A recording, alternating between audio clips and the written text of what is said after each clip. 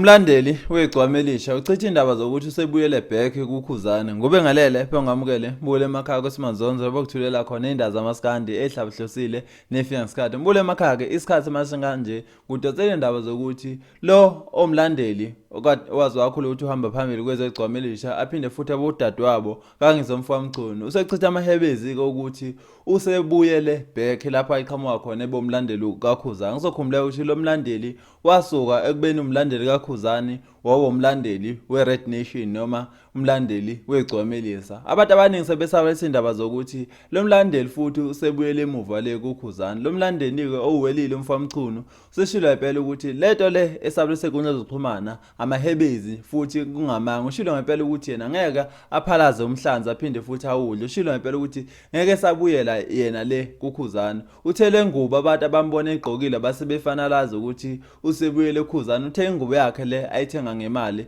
futhi ngeke ayidayise futhi ngeke ayilahle alahle imali yakhe. Mbule emakhaya ke kade kuzokhumuleka ukuthi futhi umlandeli kuye kwasabalala ivideo lapha akhuluma khona encokola noKhuzani mfowabo. Abantu abaningi besebetshela ngempela ukuthi lo mlandeli usebuyele emuva ngempela le kweBlue Nation. Mbule emakhaya ke naka ama screenshot phinde futhi ubambe nanatsi ivideo lapho khona ekhuluma naye uKhuzani mfowabo. Mbule emakhaya ke indaba bengithenga phathela zona ke hlangane futhi ngokuzayo till next time. Siyabonga. Kati yini lena usuyakhala lapha emfako endlu futhi? Yini futhi lena usuyakhalana? Ngoba ngisho uThibela sewazakhela umusi wakhe. Yini bantu?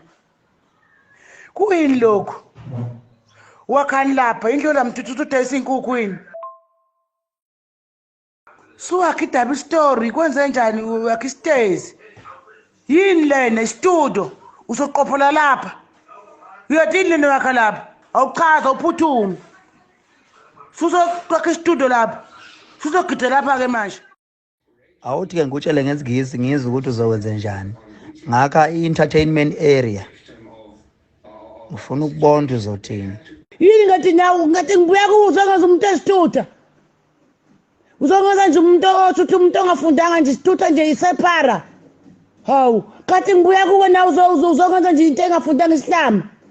Ngiyangibhala phela lapha kwa Facebook. Wathwele yena Welile akakwasi ukubhala Welile lapho sekusile lakhe. Hayi wena man, usungenza isitutha kangaka. Oh, wakhe indawo umnandi nje uthi indawo lozo. Yey, wena wawungidala lapha eKhuzani uthi mina ngifundile. Uthi iproject kaMapheyo bamna ngwasi umeme mhla usuyivula. Hayi una imali bo. Hayi abakuyeke. Awungqondo. Hawu ngqondo. Fish. Maqhinga. Bathi bambaba ngapha phutshuke ngapha, bathi bambaba ngapha phutshuke ngapha. Abakuyeke. Uyofunjwa ulwandle.